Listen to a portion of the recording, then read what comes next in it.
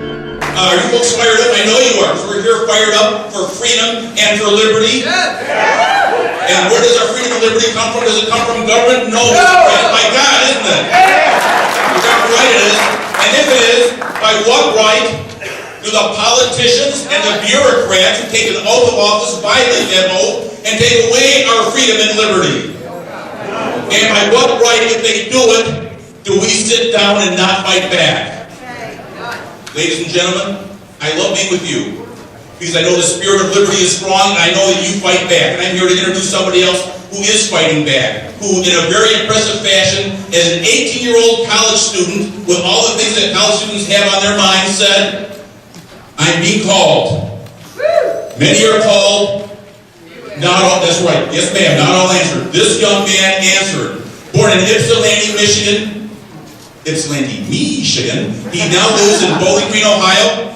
All right, and Daniel Johnson started People Against the NDAA. PANDA, underwriting not just the NDAA, but the entire effort to create the law. This is a battlefield and impose the laws of war and take away our constitutional protections. Dan has worked tirelessly. He's gone all over the country. He's raised a tremendous organization, and he has more members fighting against a particular piece of legislation known as the NDAA than any other group. Ladies and gentlemen, please welcome, with a great big speed of music and PowWow, the wunderkind, Daniel Johnson.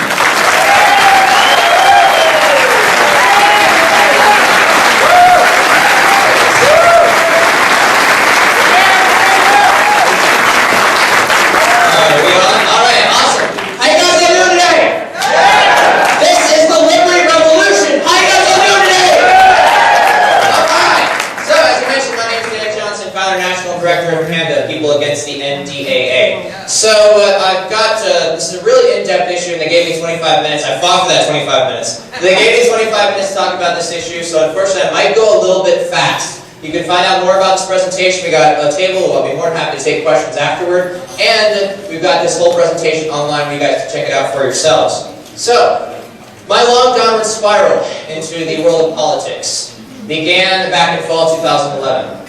I never really wanted to go into politics probably being many and ticks being blood-sucking creatures. My opinion hasn't changed. So, never really wanted to go into politics. This hit me in the face. As a homeschool kid, I grew up studying the rise and fall of the Third Reich and the rise and fall of Imperial Japan. And what we did to the 120,000 Japanese Americans here on United States soil when we detained them without charge and without a trial just for happening to be of a certain race. And I watched all that happen. I saw the NDAA. If you compare the NDAA of 2012 and the Patriot Act to the 1933 Reichstag Fire Decree, the decree for the protection of the people and state of the Third Reich, you will see, and you compare that to the Weimar Constitution, the original German Constitution, you will see the provisions that they violate are not similar. They are identical. We have the exact same laws today that 2 years before Nazi Germany invaded Poland, they had in their country. This is the NDAA for Fiscal Year 2012. So I want to go through just a little bit of a short video clip on this.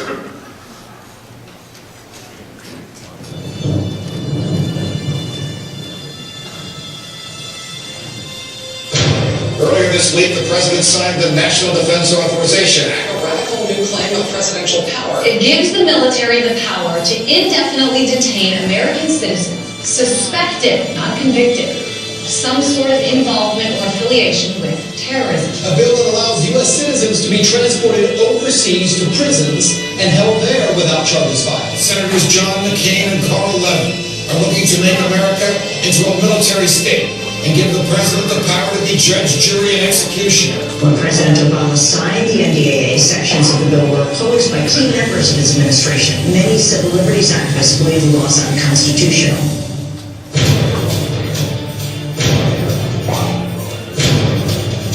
What this bill does is it takes a wrecking ball to the United States Constitution. It explicitly says that he has the authority to target American citizens because he believes they're bad people. The government is claiming the power under the Afghanistan Authorization for Use of Military Force as a justification for entering American homes to grab people, indefinitely detain them, and not give them a charge in a trial.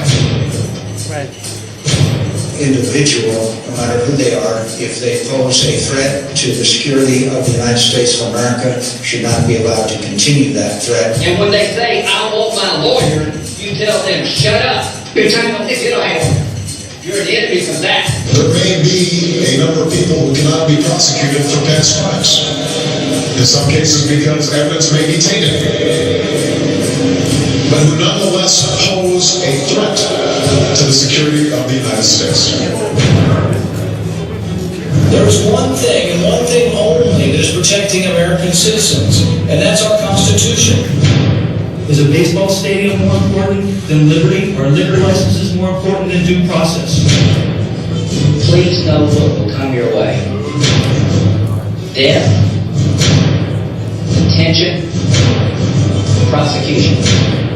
It is time to stand, to peacefully bring about a revolution.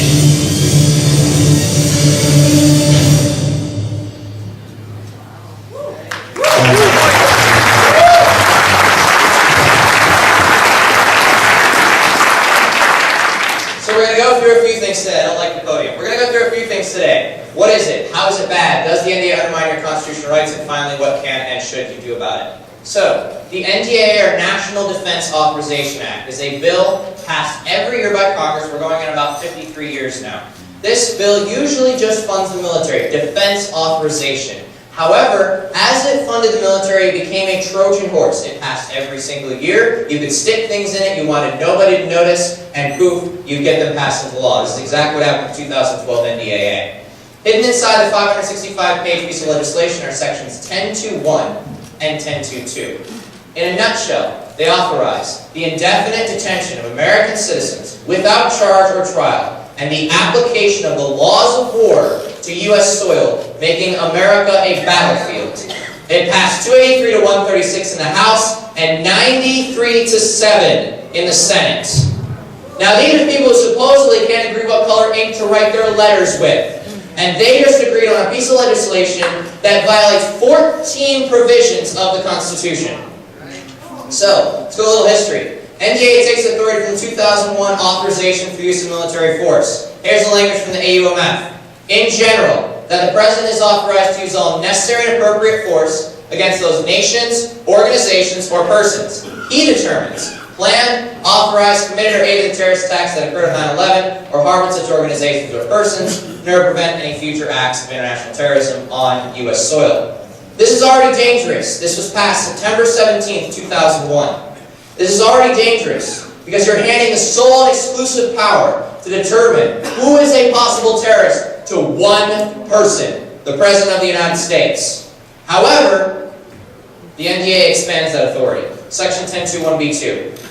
A person who is a part of or substantially supporting Al-Qaeda, the Taliban, or associated forces engaged in hostilities against the United States or its coalition partners, including any person who has committed a belligerent act or directly supported such hostilities and aided such enemy forces. So who understood that? Yeah, I thought so. This is equivalent to driving down the road and seeing a speed limit sign that says, yes. So, the 2012 NDAA changes the current national security policy. It expands the targeting profile beyond the AUMF. Imagine the AUMF as a loaded gun pointed at every other country around the world. The NDAA does not change the gun. It does not change the caliber of the bullet. It points that gun at the United States and American citizens anywhere in the world. It changes the country being protected. We're adding coalition partners. Who knows who've been coalition partners with Iran before? Coalition partners change. If you supported Iran now and you don't support them then, does that make you a possible terrorist under this act? Or if you flip that, coalition partners change. And the most dangerous part, time frame. Involvement in the terrorist attacks of 9/11 no longer necessary. It moves from retribution to pre-crime. Who's seen the movie Minority Report with Tom Cruise? Anybody? Awesome movie. I highly recommend watching it. In this movie, Tom Cruise plays a police officer in service of his government. His job is in the pre-crime division. His job is to arrest people before they commit a crime. So he sees these videotapes. This person's about to stab another person. This person's about to rob a store. He arrests them all. When he's arrested, for a crime he was not about to commit, he realizes none of those people were going to commit any crime. All of them were enemies of the government. This is pre-crime. Who's heard the term, we got to stop the terrorists before they strike? Okay? That's pre-crime, and that's the NDAA. It goes from a policy of retribution for a past action to a policy for a war on terror. So, how is it bad? Terrorism is a method, and terror is an emotional reaction. If Congress passes a law one day that says you may no longer walk through doors forward, you must now walk through all doors sideways, who would follow that law? Why not? It's more efficient. You can fit two people through the exact same door. You can usually only fit one. You cannot legislate a method out of existence. Second, terror is an emotional reaction. If Congress goes further and passes a law banning sadness, America, we are entering the happy days. I can already see mainstream media talking and supporting this. But would it stop you from being sad? Why not? You cannot legislate an emotional reaction out of existence. So, what are the chances of being killed in a terrorist attack? You are more likely to be struck by lightning twice and live than die in a terrorist attack. You are 12 times more likely, or 18,000 times more likely to die from heart disease than in a terrorist attack. 12 times more likely to accidentally suffocate yourself in your sleep than die in a terrorist attack. You're 8 times more likely to be killed by a police officer as an innocent in the line of duty than a terrorist. So, this is the NDAA. 21 days after this was signed into law, a group of journalists and activists called the Freedom 7 filed suit, Hedges v. Obama. Supreme Court has to decide whether or not to hear it in the next 5 days. The government then they brought the suit in front of Judge Catherine Forrest. She starts oral hearings. She starts asking the government questions. She says, "Okay, so what's a belligerent act?" "We don't know." "Okay, all right, let me give you an example. Someone writes a book, the rest of the book is blank, front cover of the book, they put, 'I support the political goals of Al-Qaeda and the Taliban.' Could that person be detained under the NDAA? Yes. "We don't know." "Okay, let me make this easy. Could any of these plaintiffs who just came in front of me saying they could be detained under the NDAA, be detained under the NDAA?" "Well, we'll have to check with the laws of war. We'll go check with the laws of war. They come back, we can't tell you." Over and over and over again, Southern District Court of New York asked questions over and over again, they refused to answer. She released the statement. The government was unable to define precisely what direct or substantial support means. Thus, an individual could run the risk of substantially or directly supporting an associated force without even being aware that he or she was doing so. This measure has a chilling impact on First Amendment rights. Within 24 hours, the Obama administration appealed. Within 6 hours, they got a stay on her injunction, putting the NDA back into effect. The appeals court overturned her injunction on the idea that the plaintiffs had not been indefinitely detained yet, so they couldn't challenge it, which is a little bit of a catch-22. If you're indefinitely detained, how do you get into a court of law? So, that currently on its way to the Supreme Court. So, this is the fun part. Since a belligerent or terrorist act is not defined in the NDAA, sometimes governments pass laws that are somewhat vague, right? So Congress will pass a law on environmental regulation, leave it up to the EPA to decide how exactly they want to enforce that. Well, okay, let's look at some government agencies to define it for us. Who's a terrorist? People or groups who demand identity privacy. Don't want to give your social security number to Best Buy? Terrorist. Insist on paying with cash. Have missing hand or fingers. Terrorist. Make racist or extreme religious statements. Condoning violence or appearing to condone violence. What's the problem with appearance? Has nothing to do with intent. If I say I'm going to flip this podium at the audience, obviously I'm not going to flip the podium at the audience. Probably not even strong enough to do so. But somebody walking out there who heard me, it could seem like I was appearing to condone violence. Nothing to do with intent. My favorite one. Make suspicious comments regarding anti-U.S., radical theology, and vague or cryptic warnings that suggest or appear to endorse the use of violence in support of a cause. Wow. Okay, yeah, let's start throwing out. What's an anti-U.S. comment? Throw some out. Party. In the war. All kinds, and depends on who you're talking to. In fact, the closest one I ever got, about a week ago, I was speaking at the University of Nevada, Reno, and a guy shouts out, "The United States is the wrong shape!"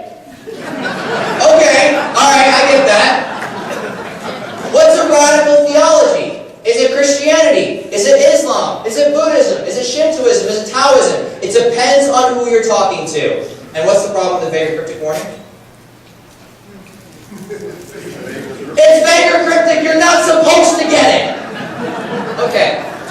This is a report called the Homeland Security Start Report, released 31 days after 2012 NDAA was signed into law. Look who it defines as the next wave of terrorists. Groups or individuals who are nationalistic, as opposed to universal international orientation. Anti-global, suspicious of centralized federal authority, reverent of individual liberty, and believe in conspiracy theories that involve grave threat to national sovereignty and our personal liberties. Who fits that description? Alright! I know I'm in the right place. Single issue. Groups or individuals, PANDA, that obsessively focus on PANDA, narrowly specific or narrowly defined PANDA issues. Because we focus on one issue, the Department of Homeland Security classifies my organization as a possible terrorist group. Warning signs for police. People likely to commit violence speak against the government. Wow. They blame the government for their perceived problems. So number one, all your problems are perceived. They're on your head. And if you blame the government for your non-existent problems, you're considered a possible terrorist. Unusual or extreme actions that catch the attention of others. Active online to show extreme views / connect with others. What does / mean? / means for. Everyone has sent an email? 12 people. Anyone ever sent an email? Alright, good. So, pop quiz. This has got to be quick. Shout out some names of agencies you think put this together. Hint, it's not the bottom one, that'd be too easy. IRS. Nope. NSA. Nope. Okay. Lots of good guesses. Let me tell you the answer. 2,000 American police chiefs got together at the White House to discuss terrorism and put together this list. Challengers from the sidelines, understanding America's violent far right, combating terrorism center where? West Point. Anti-federalists are the next wave of terrorists. This is not a term you hear often. There's not an anti-federalist coffee party tomorrow. There's not an anti-federalist book club next week. Anti-federalist specifically refers to the group of people who wrote the Bill of Rights and ensured it was in your Constitution. So when they're going after anti-federalists, who are they targeting? Us. I wish I had time to go through these two young men. Both of them were accused of terrorism for a Facebook comment and a song, and one of them is supposed to serve 15 years. One of them was acquitted of serving 20. So, if anyone happens to fit in any of these categories, here's the punishment: Section 1022A1, custody pending disposition of the law of war. In general, the armed forces of the United States shall hold the person described in paragraph 2, which we just read, captured in the course of hostilities authorized by the AUMF, that's the war on terror, in military custody, pending disposition of the law of war. This is not your local sheriff. This is not your local police department. This is the military coming into your home and taking you to a military prison like Guantanamo Bay. Do we really want to give the president that kind of power? No! Do we really want to give the president that kind of power? No! Absolutely not. So, does the NDAA undermine your constitutional rights? See, under the law of war, now this is very interesting. 2 points. For one, law of war has been applied widespread on American soil twice for the NDAA. First, Proclamation 94. Who knows Abraham Lincoln suspended habeas corpus? Yeah. Okay, most people haven't read the order. Proclamation 94. The military shall have jurisdiction over any person found disloyal to the northern government. Lincoln detained 15,000 northerners and executed most of them. The Supreme Court later said that was a horrible idea. The Constitution protects all, both rulers and men. It's shield protection in war and in peace. And any idea that its provisions could be suspended in times of great exigencies of government leads directly to tyranny and despotism. This is from the Supreme Court. So, the second time we didn't listen. 1942, February 21st. President Franklin Delano Roosevelt signs Executive Order 9066. This order says nothing about detention. It never mentions the word imprisonment. What it says is the military shall be given control over certain areas of the country. They detained 120,000 Japanese Americans under that. Let's bring it closer to home. Big Bear Lake, California, last year. Who knows the name Christopher Dorner? Okay, a couple of you remember. He's a former LA cop who was accused of killing some other LA cops, right? Biggest manhunt in American history. The military took control of that manhunt. Big Bear Lake, California was locked down. If you had a home, it was searched whether you wanted it to or not. Every single home was searched. When they went after him, they knew exactly where he was. He was in a cabin. They could have gone after him with tear gas. Any kind of nonviolent means, what do? They burn to a crisp. So, the second part. The laws of war were created in the Geneva Conventions. They have two categories, combatants and non-combatants. Non-combatants, civilians. Combatants, people who take up arms and have a flag of a country or flag of a group. Both these categories prohibited torture. Both these categories prohibited execution of people in your custody. Bush Justice Department didn't like that very much after 9/11. Created a new category out of thin air. Unlawful enemy combatant. All the punishments of the Geneva Conventions, that many of the protections. They used this category to torture the alleged 9/11 hijackers in the final way. Then, the Council on Foreign Relations advised Congress, you should probably change the name of that category, because you can only take combatants, you can take non-combatants. And they changed the name to unprivileged enemy belligerent, which the Obama administration used to execute American citizens abroad. 4 of them, they're considering a 5th. Why do you think the term belligerent act is in the NDAA? Because they're targeting people like you. A category created to torture and used to execute. Now applies to every single one of us in this room. So, I need to go through very quickly, I'm running out of time. Detention of the law of war without trial. Trial in front of a military court if you get one at all. Transfer to trial by an alternative court having lawful jurisdiction. Who claims lawful jurisdiction over you? Military commissions, the United Nations. Transfer the custody or control of the person's country of origin. Any other foreign country or any other foreign entity. We can give you to whoever we want, whenever we want, however we want. We'll do it however we feel like doing it. I'd rather be detained by the United States military than any other military because Pakistani, Chinese, Iranian, I don't speak their language, at least I speak the language of the United States. So, by the way, quick flash, this is the short list of provisions violated by the NDAA. Okay, so how do we stop this? PANDA launched January 2012. When we launched, we grew a little bit, and then in 2013 we launched Operation Homeland Liberty. This operation you saw the video for. This was 50 states, 365 days, stop the idea at the state level. That was last year. And as all master chess players talk about, losing first, we lost. Big time. 18 pieces of state legislation. 8 of them went through committee. The closest we got was 33-32 on the Colorado House floor to ban the NDAA. We moved to the local level, take back. Then we started winning. Albany, New York, 11-0. First city in the nation.